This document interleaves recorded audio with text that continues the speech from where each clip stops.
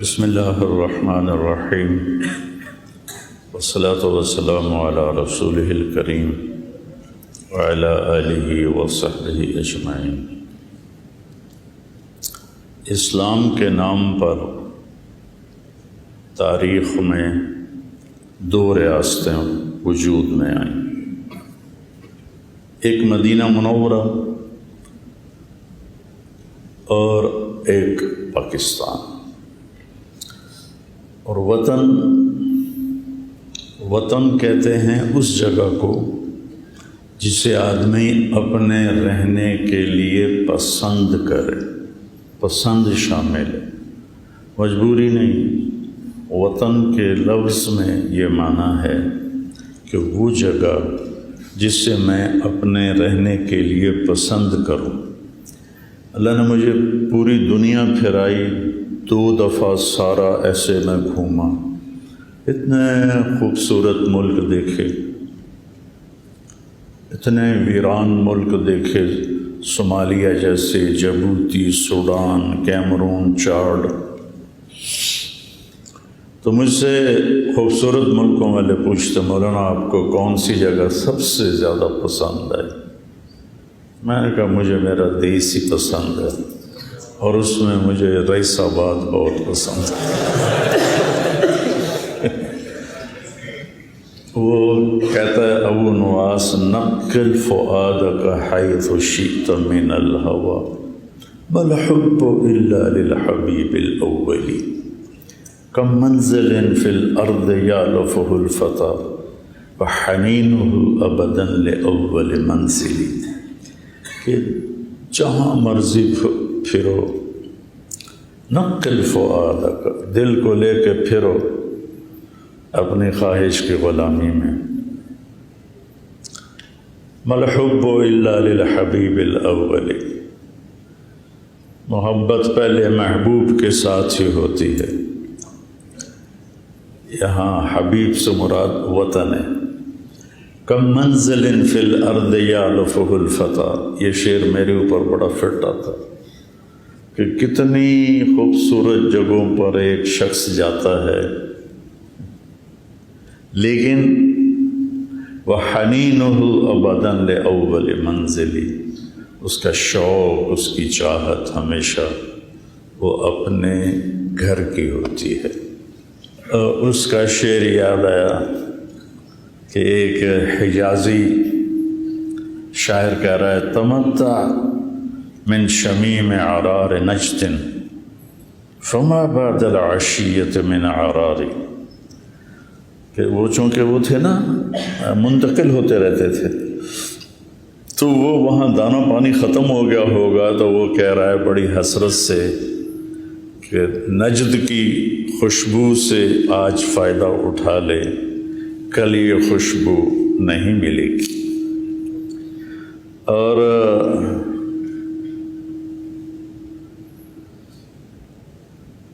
امرؤ القیس، پہلے اس شعر کا پس منظر سنیں کہ ایک جگہ وہ ٹھہرتے تھے تو وہاں ایک پورا شہر آباد ہو جاتا تھا، محبتیں، نفرتیں، شعر و شاعری چلتی تھی، مہینوں رہتے تھے۔ پھر جب وہاں سے وہ منتقل ہوتے تھے دوسری جگہ تو وہاں یادیں چھوڑ جاتے تھے۔ جب کبھی اس جگہ سے گزر ہوتا تھا تو شاعروں کی رگ پھڑک اٹھتی تھی۔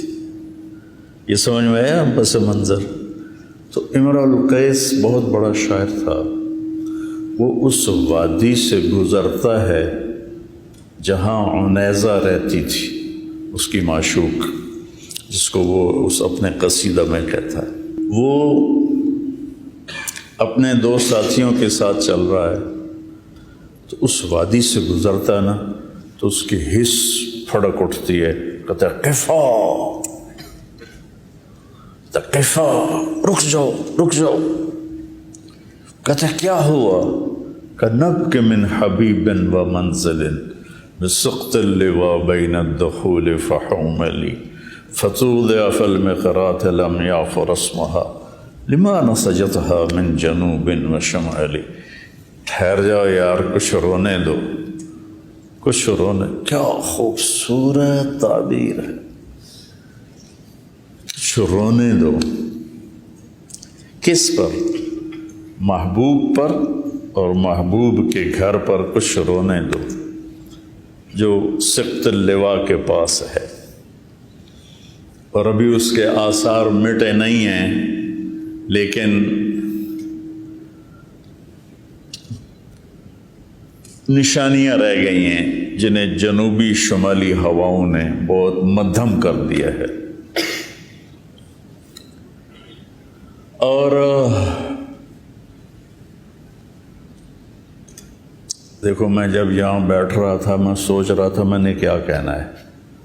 اب کہاں کہاں سے اللہ تعالیٰ ذہن میں ڈال رہا ہے، یہ اس کا احسان ہے۔ متنبی علیہ رحمت فرماتے ہیں، فدیناک من ربع وان زدتنا کربا فانک کنت الشرق للشمس والغربا۔ کہتا میں قربان جاؤں اے وادی، تجھے دیکھ کر میرا غم تازہ ہو گیا ہے۔ کبھی تو یہاں مشرق اور مغرب تھا، کیا کمال ہے۔ مشرق اور مغرب کیا ہے کہ جب محبوب خیمے سے نکلتی تھی تو مشرق ہو جاتی تھی، دن چڑھ نکل آتا تھا، اور جب وہ خیمے میں جاتی تھی تو مغرب ہو جاتی تھی۔ فَإِنَّكَ كُنْتَ الشَّرْقَ لِلشَّمْسِ وَالْغَرَبَ، سورج کے لیے تو مشرق اور مغرب تھا۔ یہ سب وطن کی بات کر رہا ہوں، وطن کی محبت کہ اللہ نے خمیر میں ڈال دیا ہے انسان کی۔ تو اللہ کے نبی کی اب بات سنا، تو شاعروں کی باتیں آپ کو سنا رہا تھا۔ اللہ کے نبی جب غار ثور سے نکلے اور مدینہ جانے لگے تو تہجد کا وقت تھا، کہیں ٹمٹماتے چراغوں کی لو ایسے ہی ہلکی ہلکی نظر آ رہی تھی، اور شاید کہیں سلگتا ہوا دھواں بھی اٹھ رہا ہو۔ تو آپ نے ایسے ایک نظر ڈالی اور کہا، یا مکہ ما اطیبک من بلد و احبک الی لولا ان قومی اخرجون منک لما سکنت غیرک۔ اے مکہ، تو مجھے کتنا محبوب اور پیارا ہے۔ اب یہ میں نبی کی بات بتا رہا ہوں۔ اے مکہ، تو مجھے کتنا محبوب اور پیارا ہے، اگر میری قوم نہ نکالتی تو میں تمہیں چھوڑ کے کبھی نہ جاتا۔ یہ نبی کے جذبات ہیں، اور ایسے نبی جن جیسا کائنات میں کوئی ہے ہی نہیں۔ اور جب مدینہ پہنچے ہیں تو بلال حبشی رضی اللہ تعالیٰ عنہ وہ کہہ رہے ہیں، الا لیت شعری هل ابیتن لیلتا بواد وحولی اذخر وجلیل وهل اردن میاہ مجنت وهل یبدون لی شامت وطفیل۔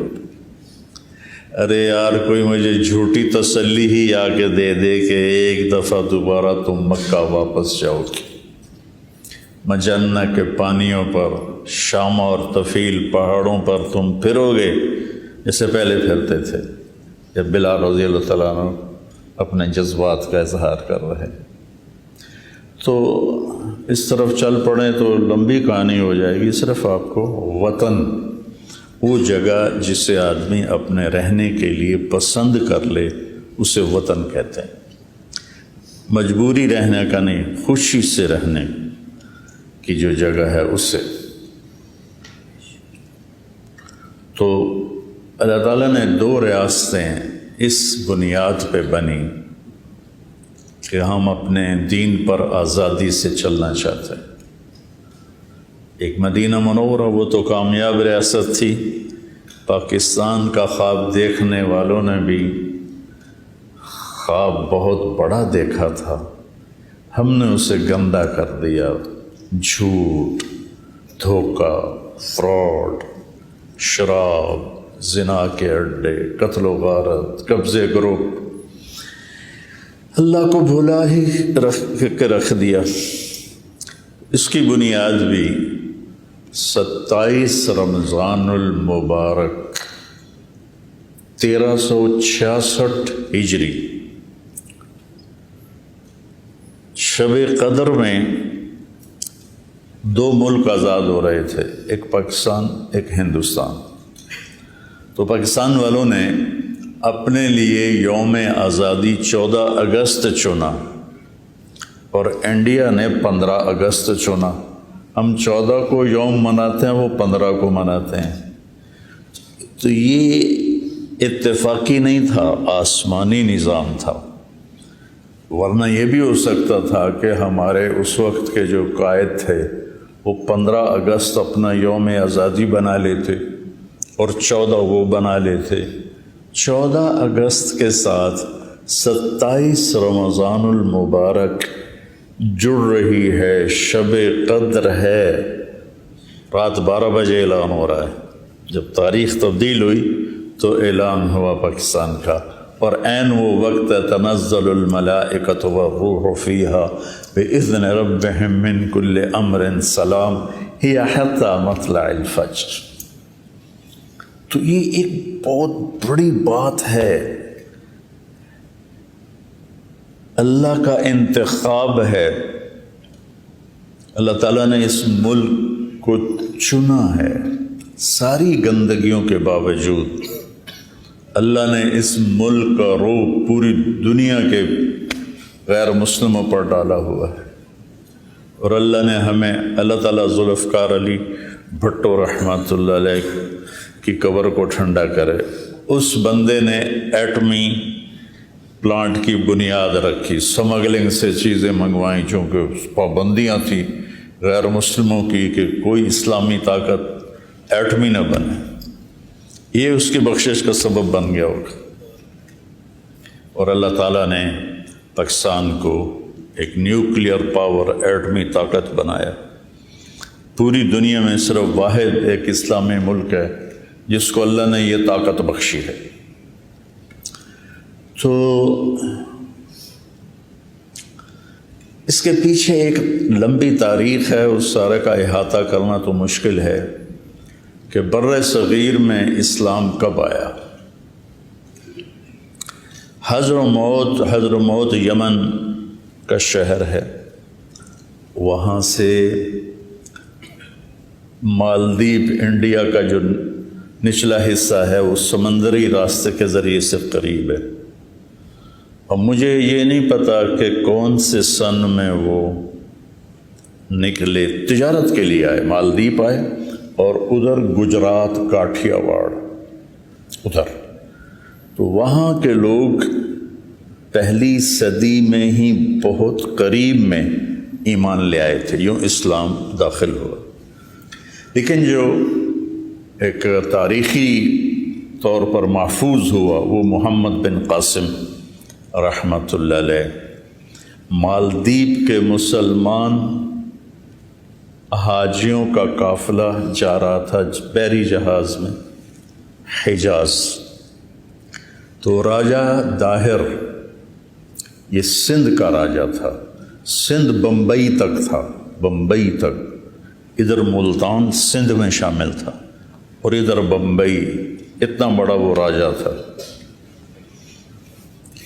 ایسے مجھے باتیں یاد آ جاتی ہیں۔ ایک دفعہ وہ بیٹھا تھا تو نجومی آیا، تو اس کی بہن بھی ساتھ بیٹھی تھی، کہنے لگا میری بہن کا ہاتھ دیکھو۔ اس نے ہاتھ دیکھا تو کہا اس کا جو خامند ہے وہ سندھ کا راجہ بنے گا۔ تو اس کو تو چکر آنے لگ گیا کہ تو مینوں ہی مار کے بنے گا پھر۔ تو اس نے اپنے وزیر کو بلایا کہ نجومی یہ کہہ کر گیا، میں کیا کروں؟ تو اس خبیث نے کہا اپنی بہن سے شادی کر لو۔ وہ راجپوت تھا یا سندھی تھا، مجھے اس کی قوم کا پتہ نہیں۔ کہنے لگا یہ کیسے ہو سکتا کہ میں بہن سے شادی کر لوں؟ وزیر چپ ہو گیا۔ اس نے ایک بکری منگوائی اس پر مٹی کا لیپ کیا اور اس پر پھولوں کے بیج لگا دیے۔ تو کچھ دنوں کے بعد وہ پھول ساری بکری کے اوپر اگائے، تو اس نے راجہ داہر کو دکھائی، وہ کہا یہ کیا ہے، تو بڑی عجیب چیز ہے۔ اس نے اس کو بازار میں چھوڑ دیا، تو سارے لوگ اکٹھے ہو رہے ہیں، دیکھ رہے ہیں، اکٹھے ہو رہے ہیں، دیکھ رہے ہیں۔ 3-4 دن کے بعد سب نے دیکھ لیا تو وہ پھر رہی ہے، کوئی دیکھتا ہی نہیں۔ تو وہ داہر کے پاس آیا، کہا مہاراج ایسے ہی تو بہن سے شادی کرے گا تو 3-4 دن رولا پوے گا، پھر کسی نے یاد نہیں رہنا، ٹھوک شادی۔ اس بدبخت نے اپنی بہن سے ہی شادی کر لی کہ میں سندھ کا راجہ ہی رہوں۔ اس کے آدمیوں نے تھے تو وہ بحری ڈاکو، لیکن اس کی نگرانی جیسے ہمارے یہاں بڑے لوگوں نے رکھے ہوتے ہیں، آگے بدماش، پیچھے وہ پردے کے پیچھے ہوتے ہیں، آگے قبضے وہ کر رہے ہوتے ہیں، نام ان بدماشوں کا ہوتا ہے، پیچھے چودھری صاحب بیٹھے ہوتے ہیں۔ تو انہوں نے وہ قافلہ لوٹ لیا۔ تو ایک عورت نے کہا یا للحجاج یا للحجاج یا للحجاج۔ اس نے حجاج کو پکارا، اے حجاج۔ حجاج عراق کا گورنر تھا۔ تو جو کچھ لوگ بچ گئے ان کے زد سے، وہ جب پہنچے نا عراق تو انہوں نے، حجاج بیٹھا ہوا تھا کرسی پر، تو کہا کہ تجھے ایک مظلوم عورت نے یوں پکارا ہے۔ تو وہ کرسی سے کھڑا ہو کر کہنے لگا لبیک یا اختی لبیک یا اختی لبیک یا اختی۔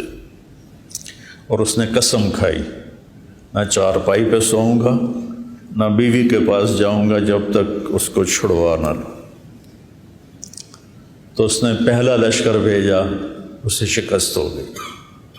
پھر دوسرا لشکر بھیجا، اسے بھی شکست ہو گئی۔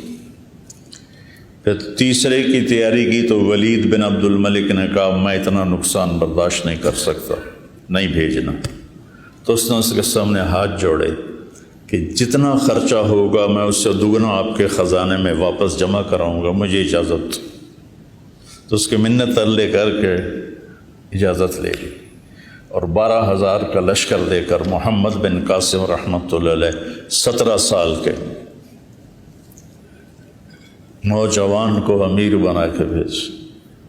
میرے نبی نے حضرت اسامہ رضی اللہ عنہ کو 17 سال کی عمر میں حضرت عمر کا امیر بنا کے بھیج۔ تو محمد بن قاسم نے پھر یہ روڑی کے پاس دریائے سندھ کو پار کیا، پہلے دیبل فتح کیا۔ دیبل کو آج کل بھمبور کہتے ہیں، بھمبور، لیکن اس کا پرانا نام دیبل ہے۔ میں وہاں گیا، وہ مسجد کے کھنڈر تھے، وہاں میں نے 2 نفل پڑھے، شاید ہی کبھی کسی نے پڑھے ہوں۔ تو پھر اس کے بعد اس نے دریائے سندھ پار کیا، اور روڑی کے پاس دونوں لشکروں کی ٹکر ہوئی تو داہر کو شکست ہوئی، اور محمد بن قاسم چلتا ہوا ملتان تک آیا۔ تو 92 ہجری میں ضلع ملتان میں اسلام داخل ہو گیا تھا، اور پورا سندھ میں لاکھوں لوگ کلمہ پڑھ گئے تھے۔ یہ ایک تاریخ کا حصہ ہے۔ اس طرف کا جو ہندوستان تھا اس میں محمود غزنوی نے پہلے حملے کیے، کچھ 17 حملے کیے، لیکن عام طور پر اس نے خزانہ ہی لوٹا، کوئی ایسا نہیں کیا کہ کوئی اسلامی دعوت کی بنیاد ڈالی ہو، یہ کام نہیں کیا۔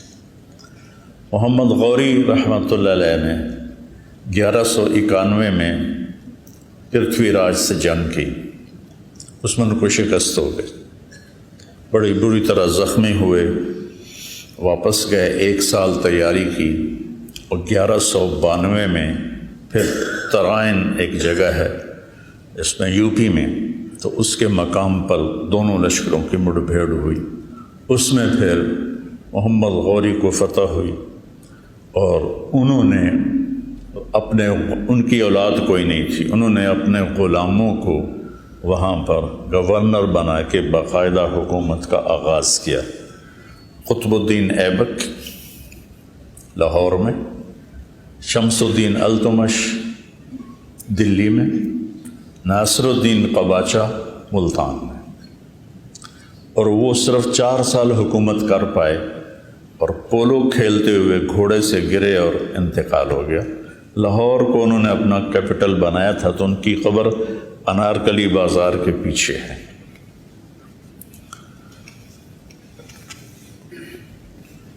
شمس الدین التمش بہت سمجھدار تھے، بہت نیک تھے۔ قطب الدین نے ایک بیٹی ان کو دی، ایک بیٹی ناصر الدین کو دی۔ ناصر الدین الجھ گیا شمس الدین سے تو لڑائیاں ہوئیں بہت زیادہ، جس میں آخر قباچہ گمنام ہو کے روپوش ہو کے بھاگ گیا، نشانی کوئی نہ ملا۔ تو شمس الدین سے پھر خاندان غلامہ، یہ سب غلام تھے، ان کو خاندان غلامہ کہتے ہیں کہ یہ غلام لوگ تھے۔ شمس الدین کے سامنے 20 غلام پیش کیے گئے، اس نے 19 خرید لیے، ایک کو چھوڑ دیا۔ اس کا قد بھی چھوٹا تھا اور شکل بھی اچھی نہیں تھی۔ تو اس غلام نے کہا آپ نے یہ غلام کیوں خریدے ہیں؟ کہا اپنے لیے۔ کہا مجھے اللہ کے لیے خرید لو۔ تو یہ بات اس کو بڑی پسند آئی تو اس نے اس کو خرید لیا۔ یہی غلام آگے چل کے غیاث الدین بلبن کے نام سے 30 برس حکومت کی، اور بہت بڑا محسن ہندوستان ہے کہ تاتاریوں کے حملوں کو غیاث الدین بلبن نے ایسا روکا کہ ان کا بیٹا محمد بلبن ملتان کا حاکم تھا اکلت، وہ جنگوں میں شہید ہو گیا، لیکن تاتاری ہندوستان میں گھس نہیں سکے۔ پھر بیٹے کے غم میں 2 ہفتے بعد اس کا بھی انتقال ہو گیا۔ تو پھر یہ خاندان غلامہ چلتا ہے جس میں خلجی ہیں، جس میں بلبن ہیں، اور اس میں تغلق ہیں، یہ سارے خاندان غلامہ ہیں۔ اور 1398 میں تیمور لنگ نے، مجھے اس پہ بڑا غصہ آتا ہے، اللہ مجھے معاف کرے، بہت ظالم تھا، بہت ظالم تھا، چنگیز خان سے بھی زیادہ ظالم تھا۔ مسلمان ہو کر اس نے میرے تلمبے کو برباد کیا، ملتان کو برباد کیا، ملتان سے دیپال پور گیا اسے برباد کیا، وہاں سے بٹھنڈا گیا اسے برباد کیا، بٹھنڈا سے دلی پہنچا اسے برباد کیا۔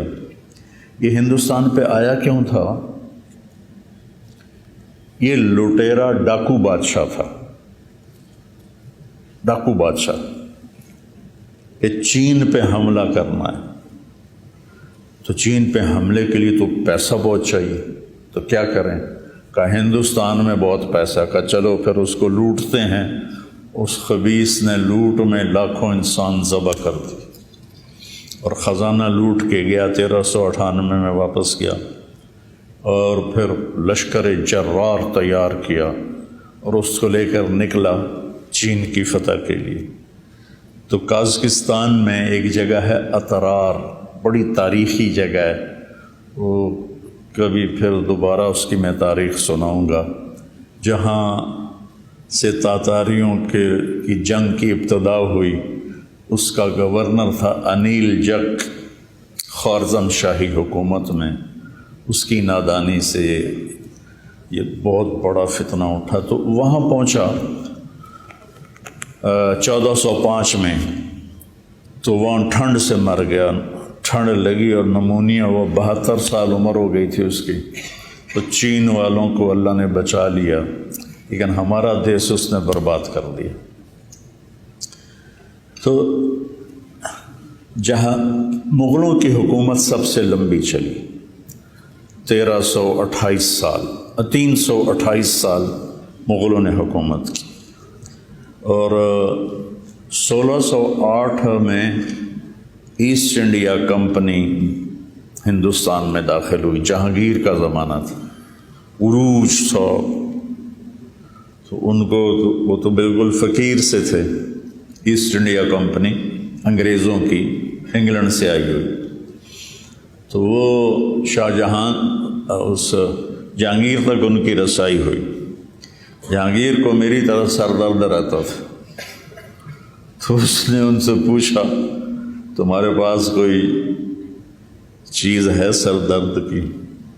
تو اس وقت وہ سائنس میں آگے جا چکے تھے، تو اب دیسی علاج میں کوئی ایسی دوا نہیں ہے جو فوری اثر کرے. تو انہوں نے اس کو گولی دی، وہ ٹھیک ہو گیا. وہ تو بڑا خوش ہوا، کہنے لگا کیا مانگتے ہو؟ اب ان کا دیکھو اپنے ملک کے لیے خیر خواہی، کہنے لگے جی ہمیں انڈیا میں تجارت کی اجازت دی جائے. جاؤ اجازت. تو انہوں نے یہ جنوبی ہند کی طرف اپنے چھوٹے چھوٹے اڈے بنا لیے. شاہ جہان کے دربار میں وہ آئے تو شاہ جہان سے مل کر نکلے تو شاہ جہان کے وزیر نے کہا مجھے ان کی آنکھوں میں مکر و فریب نظر آتا ہے، ان کو ہندوستان سے نکال دو. تو شاہ جہان کہنے لگا کیا پدی کا شوربہ، ان کی حیثیت ہی کیا ہے، ان کا ہونا نہ ہونا ہمارے لیے برابر ہے. تو بعد میں پتہ چلا وہ پورا ہندوستان ہی کھا گئے. تو 1608 میں جہانگیر کا زمانہ تھا جب یہ ایسٹ انڈیا کمپنی آئی، اور پھر وہاں انہوں نے اپنے اڈے بنانے شروع کیے. آہستہ آہستہ آہستہ مقامی فوج تیار کی، اور مقامی فوج سے 1757 میں سراج الدولہ کو شکست دے کر بنگال پہ قبضہ کر لی. مقامی فوج اتنے بے حس ہو چکے تھے مقامی لوگ. اور پھر 1799 میں ٹیپو سلطان شہید کر دیے. تو انہوں نے کہا اب ہندوستان ہمارا ہے. سارے ہندوستان پہ قابض ہو گئے، مقامی لوگوں کو اپنی فوج میں شامل کر. ٹیپو سلطان پہ جب حملہ کیا تو حیدرآباد کا نظام کم بخت انگریز فوج کے ساتھ مل کے ٹیپو پہ حملہ آور ہوا. ایڈمبرا کا ایک سپاہی تھا جس نے ٹیپو سلطان کو آخری فائر کیا اور وہ شہید ہوئے. میں جب ایڈمبرا گیا تو وہ مجھے چوک میں لے گئے تو گھوڑے پر وہ سوار بہت بڑا بت اس کا بنا ہوا تھا. میں نے کہا یہ ہے وہ سپاہی جس نے اس کو آخری فائر کیا اور وہ شہید ہو گئے تھے. تو ہندوستان میں انگریز کا آنا ایک عجیب و غریب واقعہ ہے، لیکن کوئی اس میں دوسری رائے نہیں ہے کہ ہندوستان اس وقت بڑھ چکا تھا اور راجے مہاراجے حکومت کے قابل نہیں تھے. مسلمان راجوں کا حال یہ تھا کہ آصف الدولہ نے ایک حرم لڑکیوں کا بنایا ہوا تھا اور ایک حرم لڑکوں کا بنایا ہوا تھا. کبھی وہ لڑکوں سے شوق فرماتے تھے اور کبھی لڑکیوں سے شوق فرماتے تھے. یہ اودھ کے نواب تھا کم بخت یہ، اور اس کا جو بیٹا تھا واجد علی شاہ، اس کی 550 بیویاں تھیں. یہ مسلمان راجوں کا حال تھا. تو سکھ راجے، غیر ہندو راجے، ان کا کیا حال تھا؟ سب عورت کے پیچھے، شراب کے پیچھے، گانے بجانے کے پیچھے، بالکل نااہل. رامپور کا نواب جو تھا وہ اپنی جو مجلس شورا بلاتا تھا، آپ کو عجیب لطیفہ بھی ہے، حقیقت میں خود بیت الخلاء میں بیٹھتا تھا اور باقی ہال میں بیٹھتے تھے. تو انگریزوں کا آنا بالکل ٹھیک تھا، انگریزوں کا آنا بالکل ٹھیک تھا کہ وہ اس قابل ہی نہیں تھے، سوائے عورت اور شراب کے ان کو اور کوئی کام ہی نہیں تھا. رنجیت سنگھ نے حکومت کی 40 سال بڑے دھڑلے سے، بہت سمجھدار راجا تھا. یہ گجرانوالے کا تھا، ایک چھوٹے سے چودھری کا بیٹا تھا، تو اپنی قابلیت پر ان پڑھ تھا، پورے پنجاب کا حکمران بنا. یہ 1780 میں پیدا ہوا تھا اور 1839 میں شراب کی کثرت اور زنا کی کثرت سے مر گیا 59 سال کی عمر میں، لیکن بہت قابل حکمران تھا۔ تو انگریزوں نے ہاتھ نہیں ڈالا پنجاب پر۔ پھر اس کا بیٹا کھڑک سنگھ، تو کھڑک سنگھ شراب کے نشے میں مر گیا۔ پھر اس کا بیٹا نونہال سنگھ بنا، وہ بھی جلدی مر گیا۔ پھر رنجیت سنگھ کا بیٹا شیر سنگھ تھا، جس نے سید احمد شہید رحمۃ اللہ علیہ کو 1831 میں بالا کوٹ میں شہید کیا اور فتح پائی۔ تو اس کو وہ بھی اتنا ڈوبا شراب میں اور عورت میں کہ اسے سکھوں نے خود قتل کر دیا 3 سال کے بعد۔ اور پھر دلیپ سنگھ بنا 16 سال کی عمر میں، انگریزوں نے اسے اٹھا کے لندن بھیج دیا اور پورے پنجاب پہ قبضہ کر لیا۔ انہوں نے پھر ظلم بھی کیے، لیکن یہ ان نوابوں کی جو تھی بدماشیاں، ان کو ختم کیا، عام لوگوں کو ریلیف دیا، کتنے نظام بنائے انہوں نے، وہ ایک لمبی تاریخ ہے۔ لیکن پھر اللہ تعالیٰ نے فضل فرمایا کہ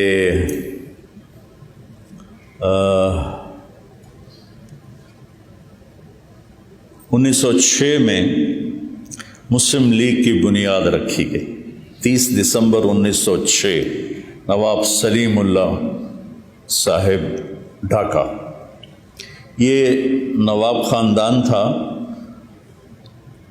یہ بنگالی نہیں تھے، یہ کشمیری تھے۔ ان کے بڑے تجارت کے لیے گئے اور بہت کما لیا۔ 1857 کی جنگ میں انگریزوں کا ساتھ دیا، تو اس پر انہوں نے جاگیریں دے دی، نواب بنا دیا۔ اس کے آخری نواب تھے سلیم اللہ خان صاحب، جو 43 سال کی عمر میں فوت ہو گئے۔ انہوں نے اپنے محل میں 1906 میں 30 دسمبر مسلم لیگ کی بنیاد رکھی۔ پاکستان کا پہلا پتھر وہاں رکھا گیا۔ مسلم لیگ کی بنیاد رکھتے ہوئے کسی کے خواب و خیال میں نہیں تھا کہ آگے چل کے یہ پاکستان کے وجود کا ذریعہ بنیں گے۔ صرف یہ جد و جہد تھی کہ مسلمانوں کو اکٹھا کیا جائے اور انگریزوں کے خلاف کوئی محاذ بنایا جائے۔ تو چلتے نواب سلیم اللہ جوانی میں فوت ہو گئے، نوابی ٹائٹل ختم ہو گیا۔ اس کے بعد کون اس کے بنے جو مجھے نہ یاد ہے، نہ مجھے پڑھا ہوا یاد ہے، لیکن علامہ اقبال رحمۃ اللہ علیہ نے ریاست پاکستان کا تصور پیش کیا کہ ایک ریاست ہونی چاہیے مسلمانوں کے لیے الگ۔ 1930 میں الہ آباد میں ایک جلسہ تھا، اس میں اقبال رحمۃ اللہ علیہ نے بطور پیغام جو انہوں نے اپنی شاعری میں پیغام دیا، وہ 14 صدی میں کوئی شاعر ایسا نہیں پیدا، 14 صدی میں کوئی ایسا شاعر پیدا نہیں ہوا کہ جس نے پیغام دیا ہو۔ آپ کو عجیب بات سناؤ، 96 میں ہماری جماعت انڈونیشیا گئی، جنرل حبیبی اس وقت وہاں صدر تھا۔ تو میں تو نہیں گیا، لیکن دوسرے ہمارے کچھ بزرگ اس کو ملنے کے لیے گئے، مسیح الزمان صاحب رحمۃ اللہ علیہ اور کچھ اور ایسے۔ تو وہ کہنے لگا کہ آپ کو پتہ ہے ہم نے تحریک آزادی کیسے چلائی؟ ان کا جی آپ بتائیں۔ کہ اقبال کی شاعری اور آپ کے قائد محمد علی جناح رحمۃ اللہ علیہ کی تقریریں، ان کا ہم نے انڈونیشی زبان میں ترجمہ کر کے اپنے نوجوانوں کو ابھارا، اور ہم آزاد ہوئے پرتگال وہاں تھا، لیکن ہم جانتے نہیں اقبال کون ہے۔ تو انہوں نے سب سے پہلے یہ تصور پیش کیا کہ ایک ریاست ہونی چاہیے۔ قائد اعظم محمد علی جناح رحمۃ اللہ علیہ یہ ساہیوال کے تھے، ان کے جو بڑے تھے ساہیوال کے، راجپوت فیملی تھی، گجراتی نہیں تھے یہ۔ کیم چھو مجامہ، یہ گجراتی زبان ہے، کیم چھو مجامہ، کیا حال ہے، بڑا اچھا حال۔ ان کے بڑے گجرات شفٹ ہوئے تجارت کے لیے، تو پھر وہ گجراتی بولنے لگ گئے۔ جب 2-3 نسلیں وہاں رہیں تو اللہ تعالیٰ نے اس بندے کو چنا، انہوں نے کانگریس میں شمولیت اختیار کی۔ کانگریس میں کچھ عرصے کے بعد انہیں پتہ چلا کہ یہ مسلمانوں کے مفاد میں کچھ بھی نہیں ہے، تو الگ ہو گئے۔ مسلم لیگ میں شامل ہوئے تو بری طرح مسلم لیگ پٹ رہی تھی، تو یہ مایوس ہو کے لندن چلے گئے، بہت بڑے وکیل تھے۔ تو علامہ اقبال رحمۃ اللہ علیہ نے خط لکھا کہ آپ واپس آئیں اور مسلم لیگ کی باغ ڈور سنبھالیں۔ تو وہ پھر ان کے خط پر واپس تشریف لائے اور مسلم لیگ کی باغ ڈور سنبھالی۔ پھر علماء دیوبند دو حصوں میں تقسیم ہو گئے۔ ایک حصہ کہتا تھا تقسیم نہیں ہونی چاہیے، مولانا شرف علی تھانوی رحمۃ اللہ علیہ، مولانا شبیر احمد عثمانی رحمۃ اللہ علیہ، مولانا ظفر احمد تھانوی رحمۃ اللہ علیہ، مولانا سلیمان تھے ندوہ کے، تو یہ حضرات کہتے تھے تقسیم ہونی چاہیے۔ تو اس سے علماء دیوبند دو حصوں میں تقسیم ہو۔ دونوں کی نیت، جو چاہتے تھے نہ تقسیم ہو، ان میں بھی کوئی ذاتی مفاد نہیں تھا، وہ سمجھتے تھے کہ اس میں مسلمانوں کا فائدہ زیادہ ہے، اور حضرت تھانوی رحمۃ اللہ علیہ اور ان کے ساتھ والے کہتے تھے تقسیم میں فائدہ زیادہ ہے، اور آخر نتیجہ وہی نکلا جو حضرت تھانوی رحمۃ اللہ علیہ کا فلسفہ تھا کہ الگ ہونا چاہیے، کہ مسلم نان مسلم مفاد ایک نہیں ہو سکتا، وہ اس میں ٹکراؤ پیدا ہو جاتا ہے۔ تو مسلم لیگ بہت بری طرح پٹ رہی تھی، تو مولانا شبیر احمد عثمانی، مولانا ظفر احمد تھانوی، انہوں نے دورے کیے پورے سرحد کے اور ہندوستان کے، اور جو جوشیلی تقریریں کر کر کر کر مسلم لیگ کو اتنا کھڑا کیا کہ الیکشن میں کافی سیٹیں لینے میں کامیاب ہو گئی۔ ادھر 1940 میں دوسری جنگ عظیم شروع ہو گئی، جو 44-45 تک رہی، اور انگلینڈ بالکل اس کی کمر ٹوٹ گئی اور اسے اپنے مقبوضہ جات پر قبضہ رکھنا مشکل ہو گیا۔ ادھر تحریک پروان چڑھ گئی، پاکستان کا مطلب کیا، لا الہ الا اللہ۔ آج کے نوجوانوں کو پتہ ہی نہیں ہے کہ کیا قربانیاں ہوئیں۔ تو آخر کار انگریزوں کو ہارنا بھی پڑا اور وہ مجبور بھی ہو گئے تھے، دونوں چیزیں تھیں، قبضہ رکھ نہیں سکتے تھے، سارا کچھ برباد ہوا پڑا تھا، اور ادھر مسلمانوں میں بھی ایک جوش اور تحریک اٹھی ہوئی تھی، ہندوؤں میں بھی اٹھی ہوئی تھی۔ تو پھر اللہ تعالیٰ نے محمد علی جناح رحمۃ اللہ علیہ، بہت بڑے ہمارے محسن ہیں، بڑے عظیم انسان تھے، مقدر کی بات ہے انہیں حکومت کرنے کا موقع ہی نہ مل سکا۔ 47 میں آزاد ہوا، 48 میں انتقال ہو گیا، ٹی بی کے مریض تھے 72 سال کی عمر میں۔ اس کے بعد پھر ایک لائن لگ گئی، ایک دکھ بھری داستان ہے، ایک درد بھرا افسانہ ہے، جگر سوز بھی ہے، دل خراش بھی ہے، کہ قربانیوں کو رائے گاں کر دیا، 6 لاکھ لوگ ذبح ہوئے، 6 لاکھ، 1.5 کروڑ لوگ ہجرت کرنے پر مجبور ہوئے، اور 6 لاکھ لوگ۔ میرے والد کے پاس ایک آتے تھے بزرگ، نام بھول گیا مجھے، وہ بتا رہے تھے کہ میں جالندھر میں رہتے تھے، تو میرا خاندان کٹ گیا، میں اکیلا جان بچا کے نکلا، تو دن میں کماد میں چھپ جاتا تھا اور رات کو سفر کرتا تھا، اور میری ڈائریکشن تھی لاہور، لیکن میں بھٹکتا بھٹکتا دریائے ستلج کے کنارے جا پہنچا۔ دریائے ستلج اس وقت بفرا ہوا دریا تھا، اور پیچھے تیرنا آتا نہیں تھا، پیچھے جاؤں تو سکھوں کے ہاتھوں مرتا ہوں، پانی میں جاؤں تو ڈوب کے مرتا ہوں۔ تو کہنے لگے میں نے سوچا پانی میں ڈوب کے مر جانا سکھوں کے ہاتھوں قتل ہونے سے بہتر ہے۔ کہنے لگے میں نے ایک لکڑی اٹھائی بڑی ساری اور اس کو پکڑ کر میں پانی میں اترا اور لکڑی کا آسرا بنا کے میں آگے آگے بڑھنا شروع کیا۔ جب میں تھوڑا سا پانی کے اندر گیا تو سارا دریا لاشوں سے بھرا ہوا بہہ رہا تھا، سارا دریا۔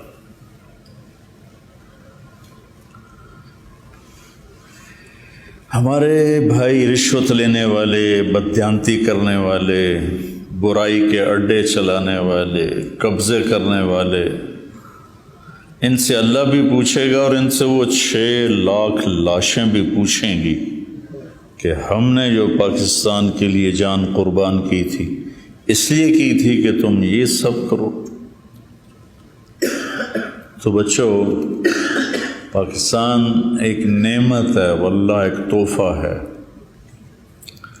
دنیا پھرنے کے بعد آپ کو بتا رہا ہوں، اس میں سچائی آ جائے، اس میں دیانتداری آ جائے، اس میں انصاف آ جائے، جھوٹ نکل جائے، دھوکہ نکل جائے، ظلم نکل جائے۔ ہماری عدالتیں ظالم ہیں، تو میں کسی کو دوش کیا دوں، سارے شعبے ہی بگڑے ہوئے ہیں۔ تو میں آپ بچوں سے یہ چاہتا ہوں کہ آپ صرف مسجد کو نہ سنبھالیں، صرف مدرسے کو نہ سنبھالیں، آپ پاکستان کے زندگی کے ہر شعبے میں داخل ہوں اور اس کو سچائی اور دیانتداری اور انصاف پر کھڑا کرنے کی کوشش کریں۔ اس کے لیے مجمع نہیں چاہیے، ایک آدمی کافی ہو جاتا ہے۔ تیمور جس نے 58 ملک فتح کیے، 58 ملک فتح کیے، چنگیز خان سے بھی زیادہ فتوحات کی اور اس سے بھی زیادہ زندہ لوگوں کو دفن کروا دیتا تھا، کڑا کھولتے ہوئے تیل میں زندہ لوگوں کو پھینک دیتا تھا، کھڑے کھڑے ان کی کھالیں اتروا دیتا تھا، اس قسم کے ظلم کرتا تھا۔ شروع میں اس کو شکست ہوئی، ایک غریب چرواہے کا بیٹا تھا، چرواہے کا، بہت بڑا عالم تھا، پورے دینی علوم پڑھا ہوا تھا، عربی پہ عبور تھا، ازبک زبان پہ عبور تھا، فارسی پہ عبور تھا۔ ایک دفعہ جو چیز سن لیتا تو اس کو یاد ہو جاتی تھی۔ تو شکست کھا کے بھاگا تو ایک غار میں چھپا جا کے مایوس ہو کے بیٹھا ہوا تھا، تو ایک چیونٹی نظر آئی، وہ غار کی دیوار پہ چڑھ رہی تھی، تھوڑا سا چڑھ کے گر گئی، اس کی نظر پڑ گئی، پھر اس نے چڑھنا شروع کیا، پھر گر گئی، پھر چڑھی، پھر گر گئی، کچھ 100 دفعہ وہ چڑھی اور گری اور آخر وہ چڑھ گئی۔ تو تیمور نے کہا میں بھی چیونٹی کی ہمت پر عمل کروں گا اور میں دوبارہ میدان میں اتروں گا۔ کبھی وہ نیک ہوتا، مثبت ہوتا تو کتنا اسلام پھیلا سکتا تھا، لیکن وہ ظلم و ستم کی ایسی تاریخ لکھ کے چلا گیا۔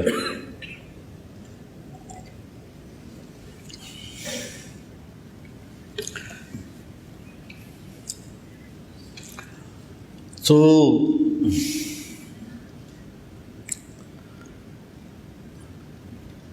میرا جی یہ ہے کہ آپ زندگی کے ہر شعبے میں داخل ہوں۔ وہ غار سے اکیلا نکلا اور 58 ملک فتح کر لیے، یہ بتانا چاہتا تھا۔ غار سے تنہا نکلا، سارے ساتھ چھوڑ گئے تھے اور 58 ملک فتح کر لیے۔ چنگیز خان منگولیا کے جنگل سے نکلا اور 22% دنیا فتح کر لی۔ تو مجمع نہیں چاہیے، فرد چاہیے۔ آپ میں سے ہر ایک بچہ ایک فرد بنو اور اس معاشرے کو سچائی پہ لاؤ، دیانتداری پہ لاؤ، انصاف پہ لاؤ۔ صرف مسجد نہ تل، مسجدیں بھی آباد کرنی ہیں، مدرسے بھی آباد کرنے ہیں، لیکن میں اس سے تھوڑا سا اوپر سوچتا ہوں اپنے بچوں کے لیے کہ آپ معاشرے کا ایک فرد بنیں۔ اور آج جو دہریت آ رہی ہے اور عجیب و غریب ہماری نسل برباد ہو رہی ہے، اس کے تم ہدایت کا ذریعہ بنو۔ یہ اپنے اللہ سے مانگو کہ اللہ آپ کو ایسی قبولیت دے کہ آپ پورے دھارے کا رخ تبدیل کر سکیں۔ صرف پڑھنا اور پھر پڑھانے بیٹھ جانا یہ بہت چھوٹا سا سفر ہے، چھوٹا سفر۔ پڑھ کے کسی مسجد کو سنبھال کے بیٹھ جانا بہت مختصر سفر ہے۔ لمبا سفر یہ ہے کہ اس معاشرے سے میں پھیلے ہوئے ظلم و ستم اور بددیانتی اور جھوٹ اور بے حیائی اور فحاشی، اس کے لیے کوشش کرنا۔ اللہ آپ سب کو اس قابل کرے کہ آپ اس دیس کے رکھوالے بنو۔ کیا ہے وہ، لائے ہم طوفان سے کشتی نکال کے، اس ملک کو میرے بچوں رکھنا سنبھال کے۔ طوفانوں سے کشتی نکلی ہے، بہت بڑی قربانیاں دی ہیں، بہت بڑی قربانیاں دی گئی۔ تو اللہ تعالیٰ ان کی قبریں روشن کرے جنہوں نے اس کو بنانے کے لیے جانوں کے نذرانے پیش کیے، اپنی ہمتوں کو صرف کیا، اور آج ہم آزاد ہیں کہ ہم ایک ایٹمی طاقت ہیں۔ کاش ہم سچے ہوتے، دیانتدار ہوتے، ظلم سے پاک ہوتے تو کوئی ہماری طرف آنکھ اٹھا کے نہیں دیکھ سکتا۔ اس کی آپ سارے بچے نیت کرو کہ انشاءاللہ ہم نے اپنے دیس کو ایسا بنانا ہے، ٹھیک ہے نا؟ ہاں، تو اپنی ذات سے ابتدا کرو کہ میں نے جھوٹ نہیں بولنا۔ یعنی آپ سوچو گے ہم کریں کیا، اپنے سے شروع کرو۔ میں نے جھوٹ نہیں بولنا، میں نے غیبت نہیں کرنی، میں نے کسی کے ساتھ بدتمیزی نہیں کرنی، میں نے اپنی زندگی میں کسی کے ساتھ دھوکہ بازی نہیں کرنی، میں نے کسی پہ زیادتی اور ظلم نہیں کرنا۔ اپنی ذات سے شروع کرو۔ ایک دفعہ پرانی بات ہے، میں بات کر رہا تھا کہ غیبت سے بچو، تو ایک بچہ کھڑا ہو گیا تو کہنے لگا استاد جی آپ، میں اس وقت ہم فارسی پڑھاتے تھے تو ریونڈ کی شاخ تک میں فارسی میں داخل ہوا تھا، تو آپ نے ترغیب دی تھی کہ غیبت نہ کرو۔ تو کہاں تک پھر ہم بیچتے تھے آگے؟ ہاں، کتنے سال ہو گئے جاتے تھے؟ ہاں، تو کہا اب میں ریونڈ جا رہا ہوں، پتہ نہیں 5ویں سال کے بعد کہ 6 سال کے بعد۔ ان 6 سال میں نے ایک دفعہ بھی غیبت نہیں کی۔ اور ابھی چند دن پہلے پھر وہ مجھے آ کے ملا، کہا جی میں وہی ہوں جس نے آپ کو کہا تھا کہ میں نے کبھی غیبت نہیں کی۔ تو میں نے اپنی ذات سے شروع کیا۔